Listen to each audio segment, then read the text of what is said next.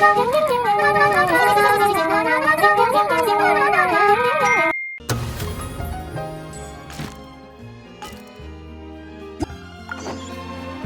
parties are a must.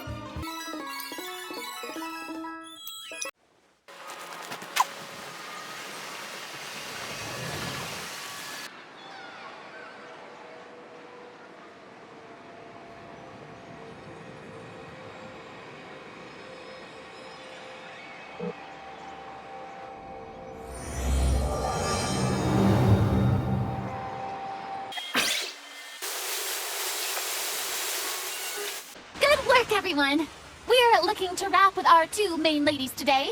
I can already smell our success. What do you mean, looking to wrap? Oh, aren't you the expert now? This upcoming scene is the two musketeers' final confrontation with the Baron. There will be quite a bit of action, but no choreography beyond what we've already rehearsed. Anyway, get ready. Lights, camera, action! The view is beautiful tonight. It reminds me of that fateful night 10 years ago. And now that I've said it, I can even make out the faint fragrance of herbal tea in the air. Enough, villain! It's time that you pay for the death of our mother! My dear Iris, have you forgotten your manners? How can you speak like this to your own father? I'd sooner swallow all of my teeth than call you father. What did I expect? Seems the daughters have turned out to be just as obstinate as their foolish mother. In this world, mora and status is everything. She thought she could blackmail me using her children and force me to grant her recognition and concessions? Ah, how naive can a woman be?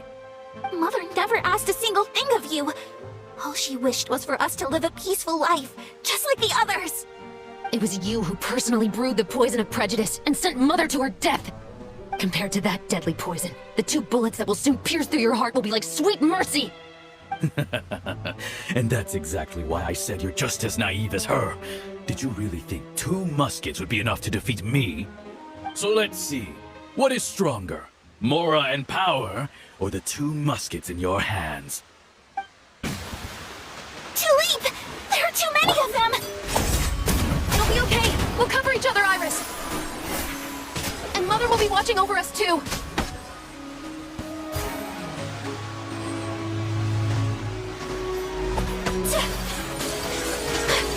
Unthinkable! Whirling snow! Final warning!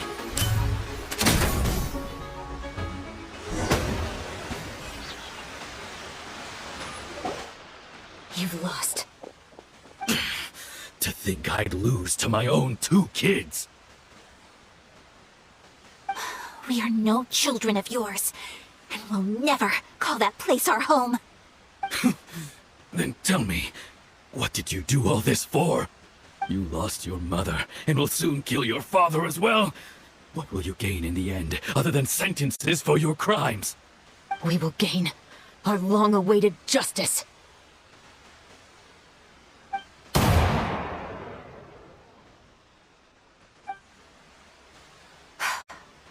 It's over. Finally, it's over.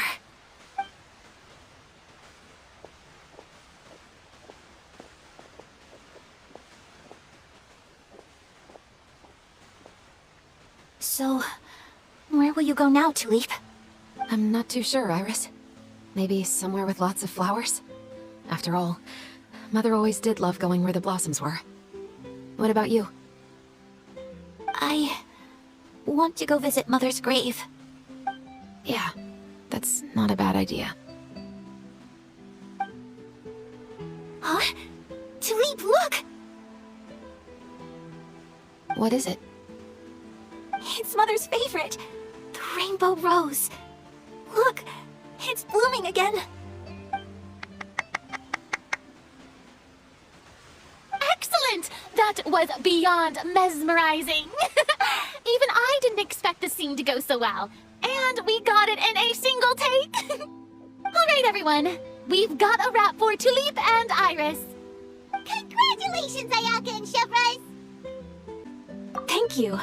I didn't expect our parts to wrap so quickly. I wish I could savor the experience for just a bit longer. Paimon totally understands. Paimon's not ready to say goodbye to the clapperboard either. Filming has really been a lot of fun. You were great too, Chevres. The way you said, long-awaited justice. It gave Paimon chills. That is indeed my favorite line in the whole book. I still remember trying to act it out in my room the first few times I read it. Whoa, Paimon would have never guessed you're that type. Who doesn't like stories where the guilty are punished and justice prevails over evil? Don't forget, I'm the captain of the Special Security and Surveillance Patrol. Captain, I have something urgent to report. Please excuse me, everyone. I'll be back in just a moment. It's okay, don't worry about us.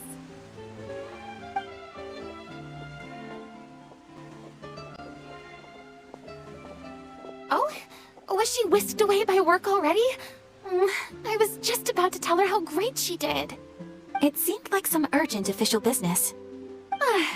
Then perhaps we should thank the stars that we were able to wrap both of your parts so quickly today. Switching around the filming schedule would have been a real pain. Anyway, I actually came over to let everyone know that we're all done for today. You can go home and get some rest. And one last thing, Miss Ayaka. Your acting skills today were immaculate as always. Are you sure you won't consider taking up full-time acting? See, I just happen to know this great troupe that's still looking for a lead actress. Thank you for your kind words, Director Farina. Unfortunately, there are still many matters that I have to take care of back home at the Yashiro Commission. I cannot remain in Fontaine to pursue an acting career. Nevertheless, I will make sure to treasure this incredible opportunity in my heart. Oh, that's a shame, but I understand. Just let me know if you ever change your mind. I believe it's also about time for me to take my leave. But hopefully I'll see you on set over the next few days. Even though my part's wrapped, I'd still like to swing by and help out the crew. See you tomorrow, Traveler and Paimon. Yep, see you tomorrow. Well, what should we do next? Maybe we'll go investigate the case some more with Chevres today. Traveler, Paimon, please come with me. Huh? Where are we going? You could say that our ship has finally chanced upon one of those small, remote islands of intel.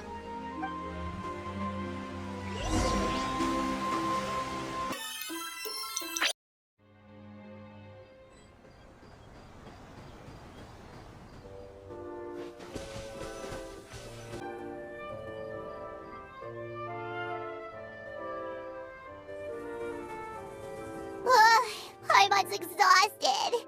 Paimon definitely didn't expect having to float this far after a full day of filming. So, Chevres, why did you take us here? Affirmative. It wasn't anything conclusive, but it should show us a clear way forward. Have you ever heard of someone by the name of Emily? Oh, you mean that famous perfumer? She's a good friend of mine.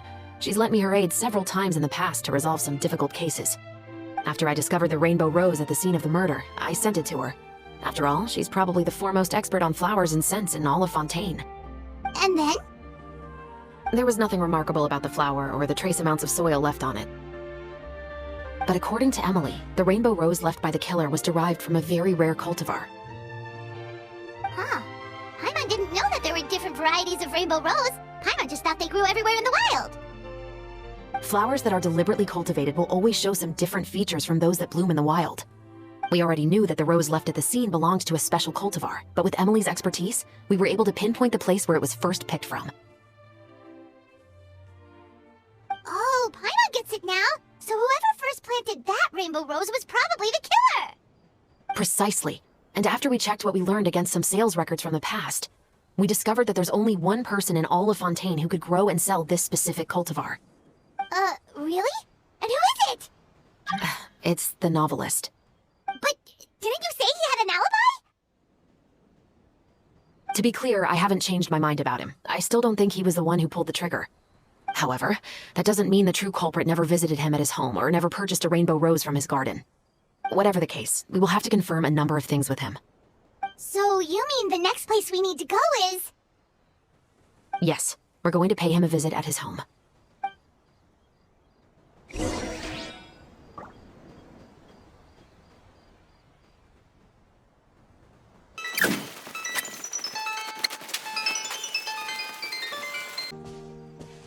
That should be his house.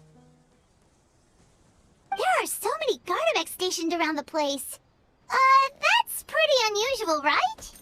According to what he told me last time we spoke, he hired them so he won't be harassed or disturbed. Huh. So there are a lot of flowers in his garden, but Paimon doesn't think we'll be able to pick one without alerting the Gardamex. Right, which is exactly why I think there has to be a special connection between him and the killer. So, should we knock? Just wait here for now. I'd like to take care of a number of those Gardamex first. But they're so far away. How are you planning to do that? Don't forget, Paimon, I'm actually the real-life captain of the Musketeers.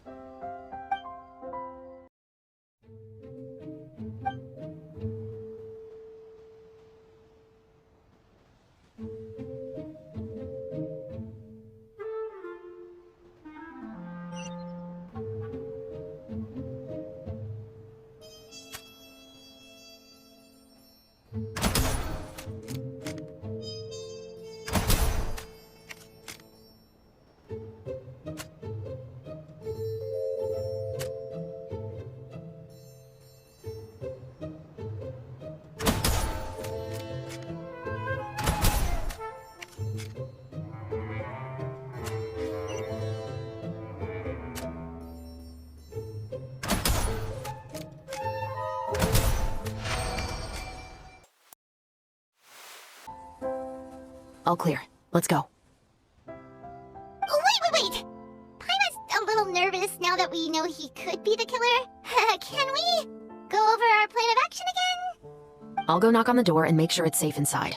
Once we're sure that we're in the clear, I'll ask him to come with us for a quick round of questioning at the guard's headquarters. But can't we just arrest him? We still have no evidence that he's the killer, or that he lent the killer any direct aid. Still, it would be appreciated if you could pick a rainbow rose from his garden for me while I'm talking to him. It'll help the Marashose Phantom confirm Emily's theory. Sure, no problem.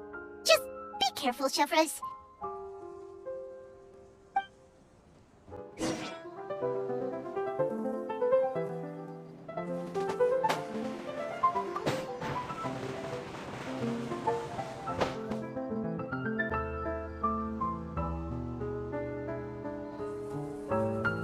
Excuse me, Mr. Baptiste, are you home?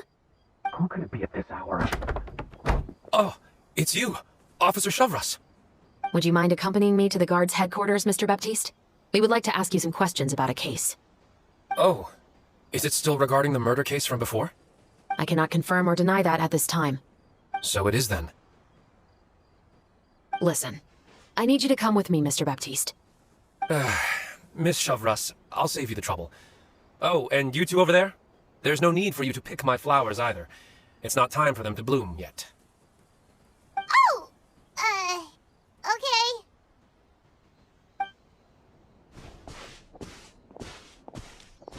By saving me the trouble, you mean... I will confess. I was the killer. Huh? He just admitted he's guilty! Please relax, everyone. I'm not armed. The musket you're looking for has been buried in my backyard. Then it's my responsibility to inform you, Mr. Baptiste, that everything you say right now will be used as evidence for the inevitable trial. Yes, I am perfectly aware of that. I must say, I hate this feeling. Oh? Is it because I confessed? Or because you've been proven wrong? Both, I suppose.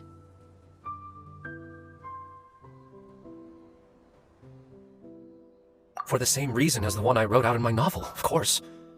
I did it to exact revenge. I know you haven't figured out the link between the two of us. Had you done so, I'd have been taken away to the headquarters a long time ago. But that won't stop me from always remembering his grotesque face. After all, he was the one who killed my mother. Your mother is still healthy and well. You know, I was adopted as a child. I was referring to my birth mother. That was never recorded in the orphanage's records. Please forgive a 6-year-old child for concocting some lies to protect himself after watching his mother die right in front of him. So, your novel, it was like a record of your life? No, of course not. It was a work of fiction with many embellished parts. But I am indeed the illegitimate son of a wealthy and influential man who abused his power to murder my mother. That part was 100% real. But the man you killed didn't have a Mora to his name. He was a hired assassin. An irredeemable beast who sank his fangs into a defenseless woman just for a few bags of Mora. But if that's really the truth, you wouldn't be telling us any of this now. You still haven't managed to take revenge against your father, the true mastermind behind it all. I never thought I'd hear that kind of thing from the captain of the Special Security and Surveillance Patrol. I'm simply skeptical about your motives. It's simple, really. I've grown tired of everything and don't want to shoulder this burden anymore. You may have considered me too soft to pull the trigger. Well, as it turns out, you are exactly right. I've become overwhelmed by the aftermath of the murder. So you're going to call a stop to your revenge, just like that? The true mastermind is too rich and too powerful for me. I've accepted that I will never be able to avenge my mother alone. And so what? The characters in your book never gave up. Now, Officer Shavras, I'm the one who has killed a man, aren't I? Are you trying to convince me to commit another crime? What's your father's name? How do you plan to prove the veracity of all of your claims? Well, I'd like to speak with you privately. Sure.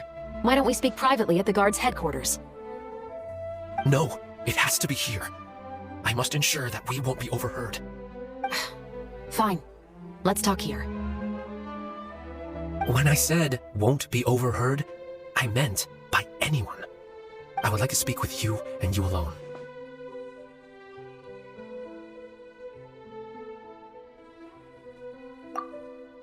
Thanks. I appreciate it. Please stay safe, Shavras.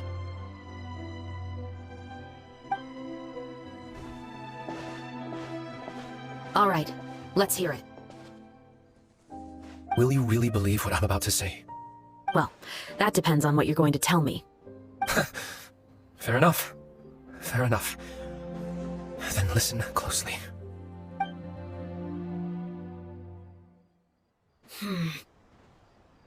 So that's how it's all connected. So, it seems you believe me after all. Do you want me to go public with this? No, of course not. At least, not right now. Then why did you bother telling me? You've read my work.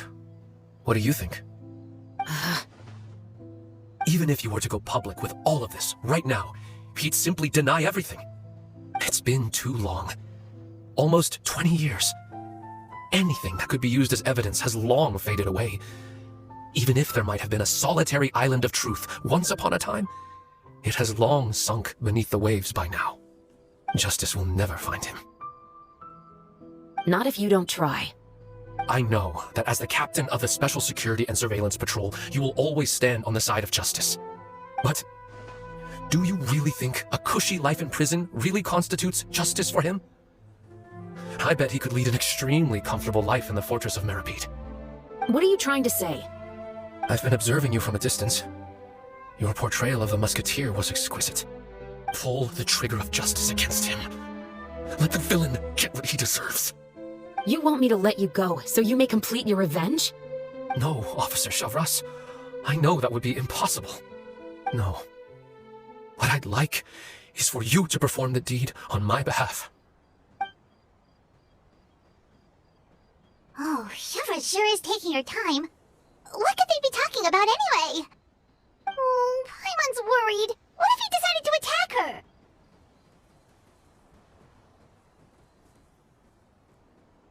Oh, you do have a point.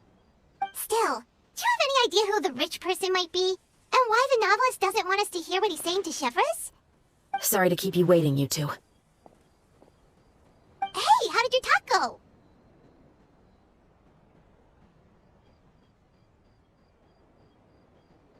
I've already sent someone to escort Baptiste back to the headquarters for questioning. He wasn't lying about the musket. It was indeed buried in his backyard. But what about the name? Did he tell you the name of the rich guy? Yes, he did. But for now, I have to return to the Special Patrol. There are still a few loose ends I need to tie up. I'll probably be quite busy over the next few days, so apologies if you don't see me on set. All right, Paimon understands if you can't tell us everything you know. We'll just keep an eye on the Steambird then. Actually, there's still something else I need your help with.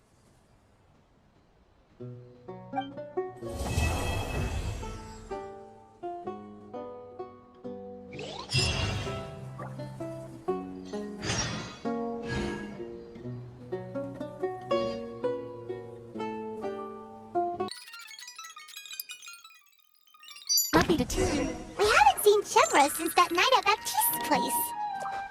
Well, guess there's no point in worrying about it now. Let's go join up with the others.